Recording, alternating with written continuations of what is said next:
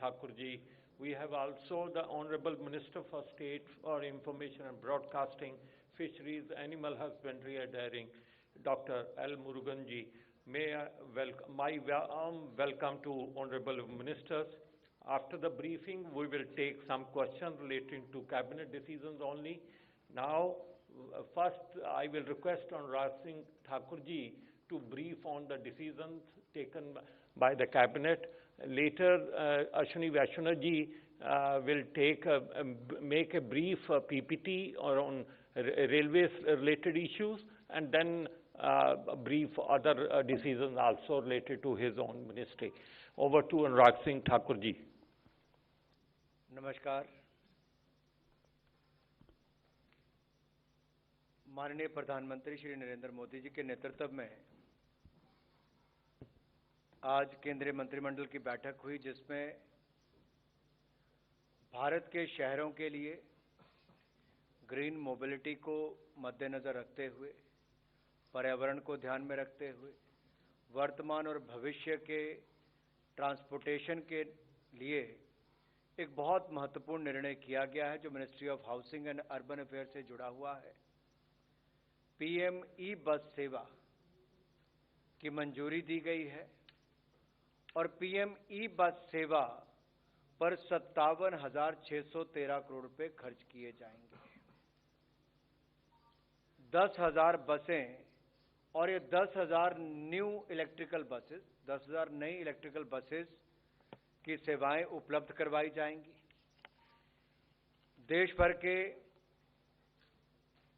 169 शहरों में से 100 शहरों को चैलेंज मेथड के आधार पर चुना जाएगा। अब ये वर्तमान में अगर आप देखेंगे, देश के अधिकांश शहरों में पब्लिक ट्रांसपोर्ट की सुविधाएं, विशेष रूप से बसों का काफी अभाव है। और नेशनल अर्बन ट्रांसपोर्ट पॉलिसी के अंतर्गत ये सुझाव भी थे कि जैसे पब्लिक ट्रांसपोर्ट को, नॉन मोटराइज्ड ट्रांसपोर्ट, इसको और बल देना चाहिए, प्रोत्साहन देना चाहिए। तो इसी परिप्रेक्ष्य में देश के 100 शहरों को वृहद पैमाने पर इलेक्ट्रिक बस सेवा चलाने के लिए ये योजना तैयार की गई है, जो ग्रीन मोबिलिटी को बढ़ावा देगी। अब ये कैसे 100 शहर चुने जाएंगे? देश में जो 3 लाख से 40 लाख की जनसंख्या वाले 169 शहर हैं, 169 सिटीज हैं, उनमें चैलेंज मेथड के आधार पर 100 शहरों का चयन किया जाएगा। 5 लाख से कम जनसंख्या वाले शहरों को 50 बसेस मिलेंगी। 5 लाख से 20 लाख की आबादी वाले प्रत्येक शहर के लिए 100 बसें और 20 लाख से 40 लाख की आबादी के शहरों के लिए 150 बसों की सहायता दी जाएगी। और जो राज्य और जो शहर पुरानी बसों को स्क्रैप करने के लिए शहरों को अतिरिक्त बसें एलोकेट की जाएंगी। मान लीजिए कोई एक शहर है, जालंधर ही है, अब वो पुरानी बसों के स्क्रैप के लिए अपनी जमीन कहीं उपलब्ध कराते हैं, तो उसको अतिरिक्त बसें उस शहर के लिए दी जाएंगी। अब ये बसों का प्रोक्योरमेंट, मेंटेनेंस, ऑपरेशन ये पीपीपी मोड पर किया जाएगा और एक कॉम्पिटिटिव बिडिंग के अंतर्गत किया जाएगा, जिसमें प्राइवेट प्लेयर्स आगे आ सकते हैं। इसके लिए प्रति किलोमीटर परिचालन के लिए केंद्रीय सहायता दी जाएगी। तो जो भी पीपीपी मोड पर आएगा, उसको प्रति किलोमीटर के आधार पर चलाने के लिए केंद्रीय सहायता मिलेगी और ये सहायता अगले 10 साल तक मिलती रहेगी। ये स्कीम सन 2037 तक चलेगी। मान लीजिए कोई बस 2025 में शुरू होती है, तो 2035 तक उसको उसका लाभ मिलता रहेगा। और पर किलोमीटर देय राशि जो है, ये भी कॉम्पिटिटिव बिडिंग के द्वारा ही चयन का पैरामीटर इस पे रखा गया है। ये जो 57,613 करोड़ रुपए पूरे कुल पीएम ई बस सेवा पर खर्च होंगे, ये 57,613 करोड़ रुपए 2037 तक खर्च होंगे। इसमें से 20,000 करोड़ रुपया भारत सरकार की तरफ से दिया जाएगा। शेष राशि जो है वो राज्य सरकारों को देनी पड़ेगी। जैसे बस सेवा के संचालन के लिए इन शहरों में आवश्यक इंफ्रास्ट्रक्चर की जरूरत है, जैसा कि बस डिपो है या अपग्रेडेशन करनी पड़ेगी जो डिपो है, कोई नए निर्माण होंगे, कुछ की अपग्रेडेशन करनी पड़ेगी, जहां पर इलेक्ट्रिक बसेस के पावर इंफ्रास्ट्रक्चर के लिए भारत सरकार द्वारा सहायता उपलब्ध करवाई जाएगी। जो दूसरा इसका कंपोनेंट है ग्रीन अर्बन मोबिलिटी इनिशिएटिव गुमी के अंतर्गत हम बस रैपिड ट्रांसपोर्ट प्रोजेक्ट्स बनाएंगे, बस रैपिड ट्रांजिट प्रोजेक्ट बनाएंगे और बाइक शेयरिंग, बाइसाइकिल लेन्स जैसे नॉन मोटराइज्ड ट्रांसपोर्ट इंफ्रास्ट्रक्चर का निर्माण और national common mobility card NCMC और intelligent transit management system ITMS, multi model interchange facilities जैसे इनोवेटिव प्रोजेक्ट्स भी क्रियान्वयन इसके अंतर्गत किए जाएंगे। इसके लिए भी ग्रीन मोबिलिटी चैलेंज के आधार पर ही शहरों का चयन किया जाएगा। अब ये जो 20,000 करोड़ भारत सरकार देगी, इसका मैंने आपको बताया कि कैसे अलग अलग जो चैलेंज मेथड के माध्यम से पीपीपी प्रोजेक्ट में चुने जाएंगे। इसमें कुछ कंपोनेंट पर गुमी वाले पे भी और पीएमई बस सेवा पर भी 100% भारत सरकार पैसा देगी। वो कंपोनेंट जो है वो हमारा नेशनल कॉमन मोबिलिटी कार्ड, इस पर 100% भारत सरकार देगी। इंटेलिजेंट ट्रांजिट मैनेजमेंट सिस्टम, इसके ऊपर 100% भारत सरकार पैसा देगी और इलेक्ट्रिक बस के लिए जो पावर इंफ्रास्ट्रक्चर है इसके लिए भी 100% पैसा भारत सरकार देगी। जैसा हिल प्रोजेक्ट्स हैं या नॉर्थ ईस्ट हिली एरियाज हैं, पहाड़ी राज्य हैं या नॉर्थ ईस्ट के राज्य हैं या यूनियन टेरिटरीज हैं, इनके लिए इनकी जो राजधानी है इनके लिए 90% केंद्र सरकार का हिस्सा होगा और 10% वहां का स्थानीय। बाकी शहरों के लिए 60% केंद्रीय सहायता दी जाएगी, बल्कि 40% स्थानीय होगी।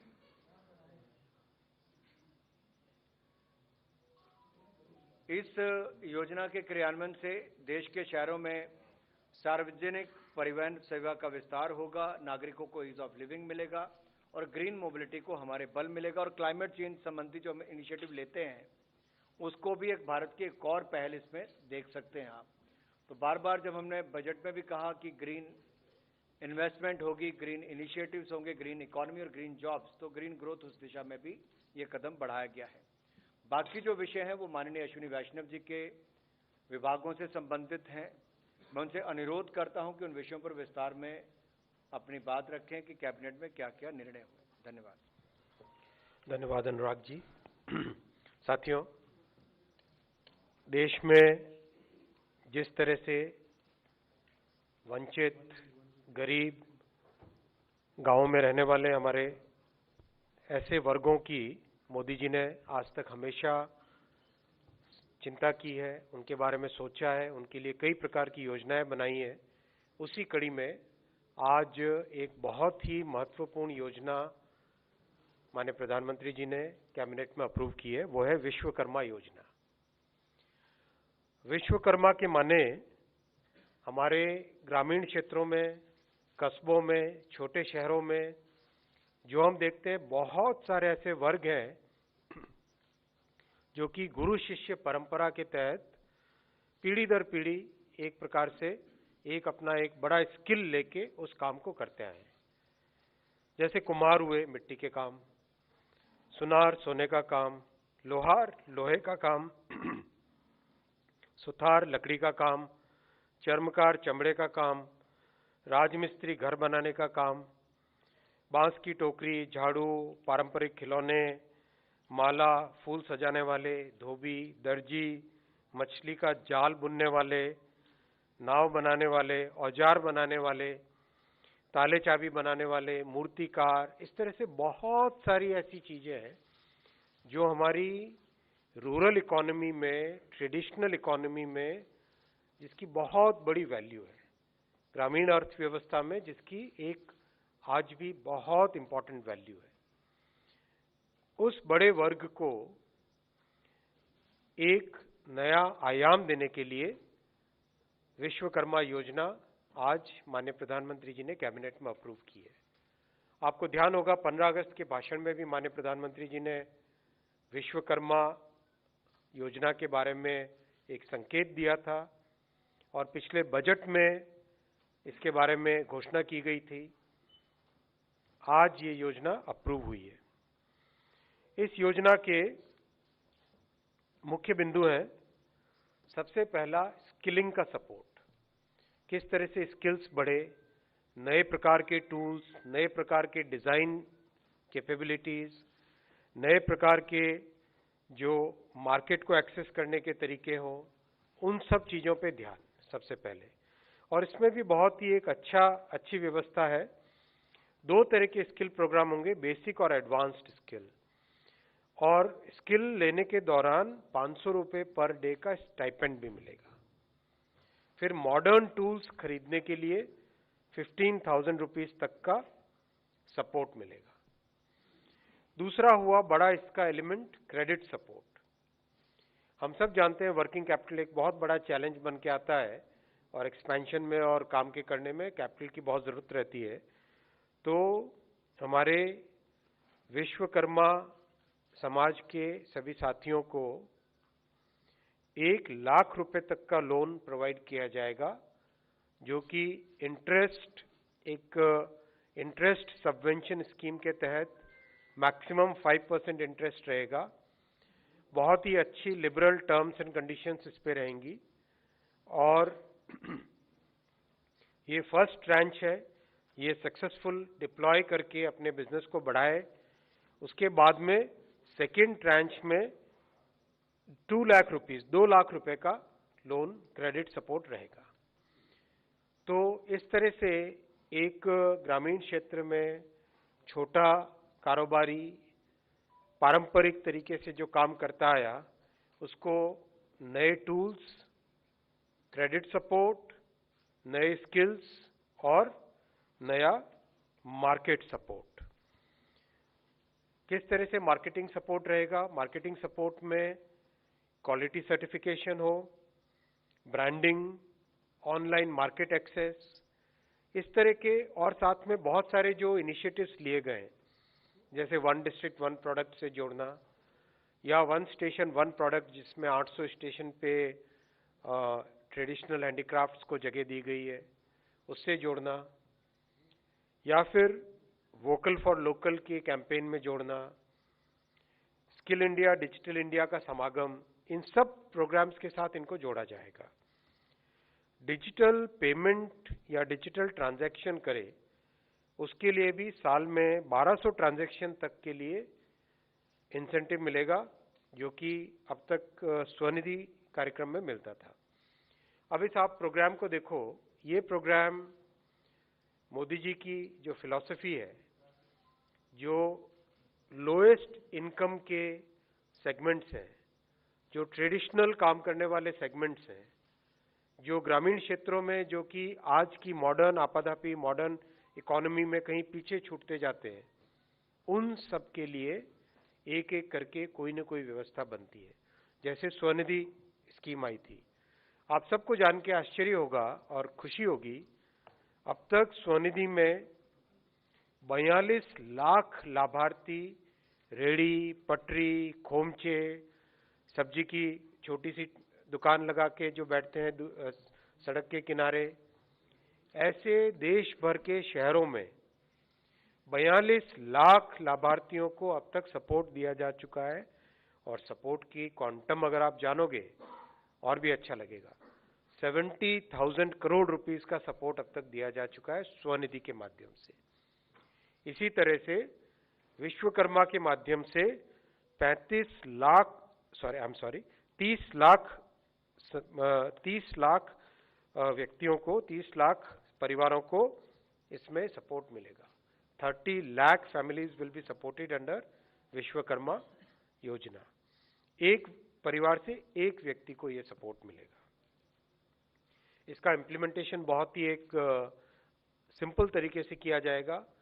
जो ग्रामीण क्षेत्रों में कॉमन सर्विस सेंटर्स हैं, उन कॉमन सर्विस सेंटर्स के जरिए से रजिस्ट्रेशन होगा और उसके बाद में एक बहुत ही अच्छी व्यवस्था में आइडेंटिफिकेशन होगा, पहले पंचायत या फिर लोकल बॉडी स्तर पे, फिर ब्लॉक स्तर पे और फिर डिस्ट्रिक्ट के लेवल पे फाइनल सिलेक्शन होके इसमें राज्य सरकारों का बहुत सहयोग लगेगा, राज्य सरकारों की भी बहुत बड़ी भूमिका रहेगी। लेकिन इसकी जितनी भी फंडिंग है वो सारी की सारी फंडिंग केंद्र सरकार की तरफ से रहेगी। ये साथियों एक बड़ा निर्णय आपके सामने रखा विश्वकर्मा योजना का। मैं दूसरा विषय आपके सामने रखूंगा डिजिटल इंडिया का। आज माननीय प्रधानमंत्री जी ने डिजिटल इंडिया प्रोग्राम के एक्सटेंशन को मंजूर किया विद आउटले ऑफ 14,903 करोड़। हम सब जानते हैं कि 2015 में जब डिजिटल इंडिया प्रोग्राम लॉन्च किया था माननीय प्रधानमंत्री जी ने, उस विजन को जिस तरह से आज सारी दुनिया पहचान रही है, उसकी चर्चा कर रही है, और जिससे गरीब से गरीब व्यक्ति की जिंदगी में एक बड़ा बदलाव आया है। टेक्नोलॉजी को प्रधानमंत्री जी ने डेमोक्रेटाइज किया है डिजिटल इंडिया प्रोग्राम के तहत। टेक्नोलॉजी केवल सक्षम लोगों के हाथ में आए ऐसा नहीं, गरीब से गरीब व्यक्ति, वंचित परिवार, दूर दराज के क्षेत्रों में रहने वाले व्यक्ति, इन सब परिवारों को भी टेक्नोलॉजी का वही बेनिफिट मिले जो कि बड़े शहरों में रहने वाले व्यक्तियों को मिलता है। तो टेक्नोलॉजी को मोदी जी ने डेमोक्रेटाइज किया है, इंक्लूसिव ग्रोथ रखी है। उसी कड़ी में आज डिजिटल इंडिया प्रोग्राम को एक्सपैंड करना और इसकी अवधि और बढ़ाने का निर्णय लिया गया। इस निर्णय में जो बहुत बड़े बदलाव हुए डिजिटल इंडिया में, 2015 से अब तक एक अच्छी प्रोग्रेस हुई। अब इस प्रोग्रेस से ऊपर जो प्रोग्रेस लेके जाना है, इसके लिए जो बदलाव हुए वो मैं आपके सामने कुछ बिंदु रखूंगा। सबसे पहला है हमारे आईटी प्रोफेशनल्स का स्किल लेवल इंप्रूव करना। किस तरह से आज टेक्नोलॉजी तेजी से चेंज हो रही है, IoT, AI, ML, data analytics, इन सब के कारण एक नया लगातार परिवर्तन आ रहा है। 5,25,000 स्किल आईटी प्रोफेशनल्स को रीस्किलिंग और अपस्किलिंग कराना। सेकेंड, इंफॉर्मेशन सिक्योरिटी के प्रोग्राम्स के लिए करीब करीब 2,65,000 लोगों के ट्रेनिंग, यानी कॉर्पोरेट्स हो, छोटी जगह हो, कोई गवर्नमेंट के ऑर्गेनाइजेशंस हो, उन सब में साइबर सिक्योरिटी प्रोफेशनल्स कैसे काम में लग सके, जो ट्रेंड हो, जो इंफॉर्मेशन सिक्योरिटी के चीजों को समझते हो, उसके लिए 2,65,00,000 पर्सन्स विल बी ट्रेंड। आपने उमंग प्लेटफॉर्म देखा होगा, जो कि एक यूनिफाइड प्लेटफॉर्म है जिसमें गवर्नमेंट की अब तक 1,700 सर्विसेज मिलती है, और बहुत अच्छा इसका ग्रामीण क्षेत्रों में आप जाओगे, छोटे शहरों में बहुत इसका प्रभाव है। लोग उमंग एप्लीकेशन से कई सारी सर्विसेज यूज करते हैं। इसमें 1,700 सर्विसेज जो अभी मिल रही है, इसमें 540 सर्विसेज और ऐड की जाएंगी। फिर नेशनल सुपर कंप्यूटिंग मिशन, हमारी वेदर फोरकास्टिंग हो, एआई के मॉडलिंग हो, कई तरह के काम में जो सुपर कंप्यूटिंग का उपयोग होता है, उसमें अब तक 18 सुपर कंप्यूटर्स अभी डिप्लॉयड है। तो इस 18 सुपर कंप्यूटर्स के डिप्लॉयमेंट के बाद में 9 more super computers will be added to the National Supercomputing Mission. 9 more supercomputers will be added. Next point है भाषिणी के बारे में। आप सबने देखा, भाषिणी एक ऐसा पावरफुल टूल है जिस टूल से देश की किसी भी भाषा से किसी भी दूसरी भाषा में text to text, text to audio, audio to text, हर एक मोड से ट्रांसलेशन रियल टाइम में होता है। और आज इसका उपयोग ऐसी जगह भी कर रहे हैं, मुझे भी बीच में एक जगह उपयोग देखा था, एकदम आदिवासी क्षेत्र में किस तरह से व्यक्ति एक इंटरनेशनल यूनिवर्सिटी के प्रोग्राम को अपनी भाषा में समझ पा रहा है। तो भाषिणी का मैसिव रोल आउट होगा डिजिटल इंडिया के इस एक्सटेंशन में। नॉलेज, नेशनल नॉलेज नेटवर्क, आप जानते हो कि 1787 एजुकेशनल और रिसर्च इंस्टीट्यूशन है देश भर में। इनके लिए ये वर्ल्ड क्लास नेटवर्क है जो कि ग्लोबली जितनी भी रिसर्च इंस्टीट्यूशंस हैं उन सब के साथ जुड़ा हुआ है। इसका नेक्स्ट लेवल बनाया जाएगा डिजिटल इंडिया इन्फोवे, तो वो भी इसी कार्यक्रम में इंक्लूडेड रहेगा। फिर डिजी लॉकर आज इंडिविजुअल के लिए करीब करीब 40 करोड़ के आसपास इसके सब्सक्राइबर्स ऑलरेडी हो चुके हैं। अब इसी तरह का डिजी लॉकर एमएसएमई, विशेषकर एमएसएमई जो छोटी एंटिटीज, छोटे बिजनेसेस हैं, उनके अपने सभी डॉक्यूमेंट्स को सेफ तरीके से रख सके, प्राइवेसी प्रोटेक्टेड तरीके से रख सकें, और उससे डिजिटल वेरिफिकेशन और बहुत सारी चीजें, जैसे डिजिटल क्रेडिट पे बहुत तेजी से काम चल रहा है। इस साल के अंत तक आपको एक अच्छा डिजिटल क्रेडिट का मॉडल मिलेगा। जैसे डिजिटल पेमेंट का मॉडल है, वैसा ही डिजिटल क्रेडिट का मॉडल मिलेगा। तो उसके लिए डॉक्यूमेंट वेरिफिकेशन एक प्री रिक्विजिट होता है। तो डॉक्यूमेंट वेरिफिकेशन डिजी लॉकर के माध्यम से बहुत अच्छे से होता है। तो उसको डिजी लॉकर को एमएसएमई और दूसरी एंटिटीज के लिए उसका एक नया एक्सटेंशन किया जाएगा, उसको एक्सटेंड किया जाएगा। फिर टीयर 2 और टीयर 3 सिटीज में 1200 स्टार्टअप्स को सपोर्ट करने के लिए इसमें फंडिंग है। फिर एआई जिसका उपयोग हेल्थ, एग्रीकल्चर और सस्टेनेबल सिटीज में हो, हेल्थ, एग्रीकल्चर और सस्टेनेबल सिटीज में हो, ऐसे 3 सेंटर ऑफ एक्सीलेंस बनाए जाएंगे एआई के, जिसकी एप्लीकेशन हेल्थ, एग्रीकल्चर और sustainable living in urban centres में हो। फिर साइबर सिक्योरिटी और साइबर अवेयरनेस पे बहुत बड़ा काम लिया जाएगा, जिसमें करीब 12 करोड़ नागरिकों को साइबर सिक्योरिटी की अवेयरनेस प्रोग्राम के तहत एनरोल किया जाएगा और अवेयरनेस और उसका सर्टिफिकेट दिया जाएगा।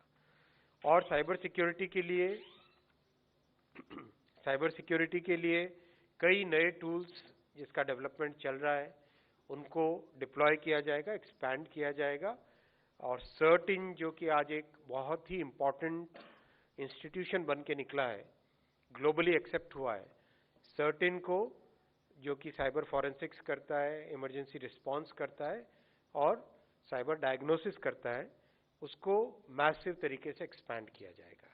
तो साथियों, जिस तरह से माननीय प्रधानमंत्री जी ने डिजिटल इंडिया प्रोग्राम के तहत टेक्नोलॉजी को डेमोक्रेटाइज किया है और गरीब से गरीब व्यक्ति के हाथ में टेक्नोलॉजी पहुंचाई है, उसी प्रोग्राम को आज प्रधानमंत्री जी ने कैबिनेट में अप्रूव किया और इसके एक्सपेंशन का निर्णय लिया with N outlay of 14,903 crore. ये दूसरा था विषय। और तीसरा विषय है रेलवे के नए प्रोजेक्ट सैंक्शन हुए। माननीय प्रधानमंत्री जी ने रेलवे पे बहुत बड़ा फोकस दिया है। जिस तरह से श्रद्धेय अटल जी ने हाईवे प्रोग्राम एक नया बना के देश की मूलभूत संरचना को, इंफ्रास्ट्रक्चर को एक नया डायमेंशन दिया था, वैसा ही माननीय प्रधानमंत्री श्री नरेंद्र मोदी जी ने रेलवे के लिए मैसिव प्रोग्राम पिछले 9 वर्षों में लिए। चाहे इतना बड़ा इलेक्ट्रिफिकेशन प्रोजेक्ट जो कि 60 साल में नहीं हुआ था, उससे ज्यादा इलेक्ट्रिफिकेशन पिछले 9 वर्षों में। मतलब आप देखो, एक एक देश का पूरा जो नेटवर्क होता है, उस पूरे नेटवर्क के बराबर पिछले 9 वर्षों में इलेक्ट्रिफिकेशन हुआ, या उससे भी ज्यादा नए ट्रैक बने। तो उसी कड़ी में जो बहुत ही इम्पोर्टेंट सेक्शंस हैं, ऐसे 7 बड़े सेक्शंस जिसके बहुत ही इम्पोर्टेंट, हर एक प्रोजेक्ट की अपनी अपनी महत्व है, जिसको मैं आपको एक छोटे से प्रेजेंटेशन के जरिए से दिखाऊंगा। उन प्रोजेक्ट्स को आज अप्रूव किया। मैं एक एक करके सारे प्रोजेक्ट्स लूंगा, उसकी इंपॉर्टेंस बताऊंगा और मेरा रिक्वेस्ट आपसे रहेगा कि उसका क्या सिग्निफिकेंस होने वाला है साधारण नागरिक के जीवन में, कॉमन सिटीजन के जीवन में क्या चेंज आने वाला है उन प्रोजेक्ट्स के बनने से, उस पर आप ध्यान देंगे प्लीज। प्रेजेंटेशन लगा हुआ है? वैसे खड़े होके करता तो ठीक रहता।